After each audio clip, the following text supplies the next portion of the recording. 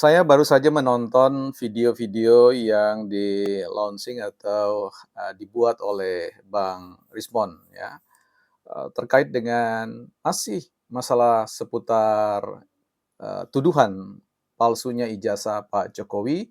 Beliau menaikkan tingkat kepercayaan beliau dari 100 miliar% menjadi berapa ya, sekitar 11 atau 12 triliun ya, persen keyakinan beliau. Nah, kita akan lihat bagaimana filsafat menanggapinya. Tentu bukan sebagai seorang expert atau sebagai seorang ahli, tapi sebagai seorang yang belajar berfilsafat. Kita akan bahas ini di ruang bukan ahli filsafat. Baik teman-teman sekalian, kalau kita bicara tentang filsafat, tentu kita perlu mengingatkan kembali diri kita pada 3 bagian besar yang harus menjadi, sistem nilai yang ada pada diri kita. Bahwa filsafat itu mengizinkan kita, memungkinkan kita untuk belajar membangun pandangan-pandangan kita, kemandirian kita di dalam beropini.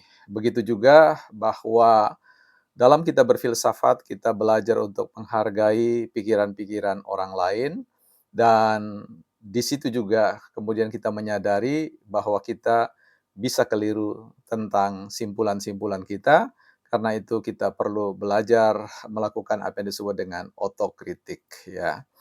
Nah, teman-teman, saya berharap dalam diskusi kita, teman-teman tidak usah terganggu dengan, buku-buku yang, ada di belakang saya, apalagi dengan komentar, ya sebagai pajangan lah, sebagai ya mungkin isinya cuma komik atau penjual buku keliling. Teman-teman benar sebagian tentang hal itu, tetapi yang menjadi persoalan maksud saya adalah, gagasan yang ingin kita pertukarkan. Inilah misi dari bukan ahli filsafat, membawa siapapun ke dalam ruangan ini untuk bercakap-cakap ya dengan pikirannya sendiri. Baik teman-teman, dalam beberapa postingan, ini kan channel yang lain yang saya kelola, yang satu adalah bukan partai politik, dan di sini bukan ahli filsafat. Nah, dibagi ya, artinya ada pembagian tematik, ada pembagian, titik tekan dalam konteks konten-konten yang saya sharing. Pada bagian ini saya akan membahas tentang apa yang disebut dengan problem ya, problem keyakinan diri sebagai seorang intelektual yang menurut saya ini bisa menyesatkan kalau dibiarkan ya. Terkait dengan tuduhan Bang Rismon ya yang 100 miliar% yang 11 ya atau 12 11 ya kalau tidak salah ya. 11 triliun ya ini bicara 11 12 triliun ini bicara tentang sesuatu yang menurut saya perlu dijinakkan kembali ya, ada emosi yang, begitu liar yang tidak mampu dijinakkan oleh Bang Rismon dalam konteks untuk membangun satu keyakinan akademik bahwa bilangan yang untuk menyebut atau mengukur tentang keyakinan sebagai seorang ilmuwan itu, ya maksimalnya cuma 100% ya, tidak ada lebih dari itu. Bahkan ada satu konsensus atau kesepakatan bahwa, tidak akan mungkin ada 100%. Ada selalu ya apa yang disebut dengan margin error, ya potensi kesalahan di sana sini. Karena apapun yang disimpulkan oleh siapapun termasuk Bang Dr. Rismon itu hanyalah hipotesis ya, pernyataan yang rendah yang sangat terbuka adanya kekeliruan. Sama persis seperti yang saya sampaikan bahwa apa yang saya tesiskan itu juga tidak lepas ya, saya tidak kebal dari kemungkinan keliru ya, keliru. Jadi sesuatu yang, tentu kita perlu ingat baik-baik ya. Nah, terkait dengan tuntutan teman-teman ya, sobat-sobat sekalian, bahwa saya hanya sebatas omon-omon, ya sebatas, bernarasi dan tanpa basis data yang, jelas yang bisa dipertanggungjawabkan. Menurut saya juga itu tidak tepat ya. Karena apa yang saya sampaikan itu jelas berbasis pada data. Nah, data seperti apa itu yang menjadi soal. Karena ketika misalkan saya membangun sebuah argumentasi terkait dengan data, di seputar, otentisitas ya atau keaslian dari ijazah Pak Jokowi, tentu saya memegang data-data. Data apa saja? Nah, data yang saya peroleh adalah data berdasarkan ya pengakuan-pengakuan yang itu masuk dalam kategori data ya. Jadi banyak sekali yang berpikir bahwa, apa yang saya sampaikan itu tidak ada datanya. Apa datanya? Yang pertama misalkan kita lihat ya, ini kan banyak sekali data ya. Bang Rismon punya data, silakan ya. Kita harus akui itu juga bagian dari data, tapi apakah data itu valid atau tidak itu kan belum bisa dipegang. Kalau dia bisa dipercaya, ya kita bisa melihat bagaimana analisis Bang Rismon itu kan, memenuhi apa yang disebut dengan kaidah, apa yang disebut dengan ya kalau dalam konteks kita memandang rel itu, ya, kalau kita berada di titik tengah sekali lagi dia kelihatan, nyambung, tapi ketika kita telusuri, kita validasi ya, tidak valid begitu, artinya tidak nyambung. Sama argumen-argumen yang disampaikan oleh Bang Risman itu sangat potensial ya, kalau teman-teman menggambar dulu zaman-zaman dulu gunung itu kan ada jalan di tengah itu kan kelihatan, wah itu nyambung. Nah ini kan sebuah prasangka bahwa sesuatu itu kelihatannya memiliki keterhubungan, keterkaitan satu dengan yang lain, tetapi sebenarnya ketika divalidasi itu beda. Jadi ada perbedaan antara sesuatu yang reliable dengan, sesuatu yang, valid atau tidak ya, persoalan itu. Jadi yang kita percaya ya, ada ruang di mana argumen Bang Risman itu menimbulkan kepercayaan. Tetapi, bahwa itulah fakta yang sebenarnya, kita harus uji kembali bersama-sama ya. Ya silakan saja yang mau menguji, ujilah itu ya.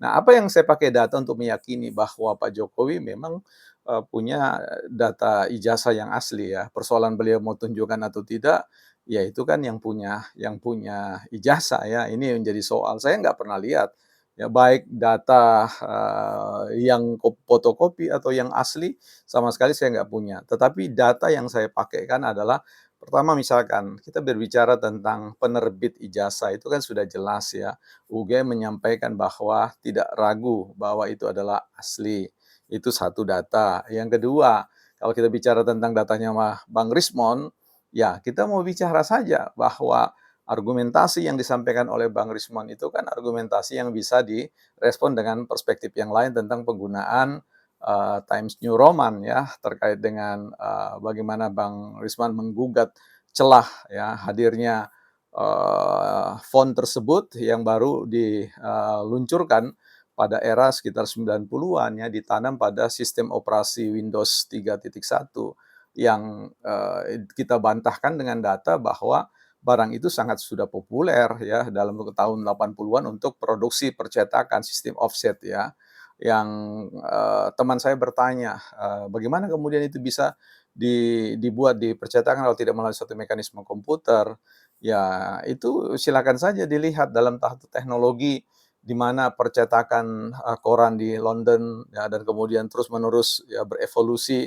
Ya, dia tidak menggunakan sistem, Microsoft ya 3.1.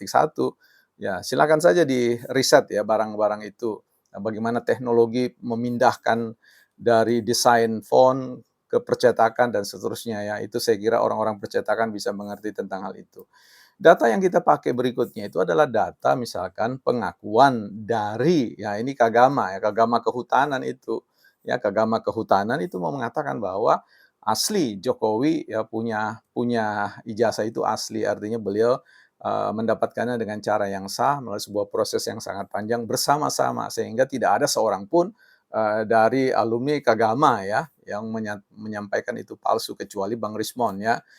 Begitu juga dari Sivitas Akademika yang ada sekarang di sana di UGM, ya ini tidak ada yang menyatakan bahwa itu palsu. Nah ini juga kan menjadi sebuah hal yang patut untuk kita pegang sebagai suatu data. Data yang lain ya pengakuan yang kuliah ya, teman-teman kuliah yang bersangkutan yang menyampaikan itu, ya dalam suatu forum-forum bersama. Nah, Bang Riswan mungkin membantah bahwa tidak ada itu dalam daftar alumni dan sebagainya. Ya silakan, itu kan data ya, silakan divalidasi ya.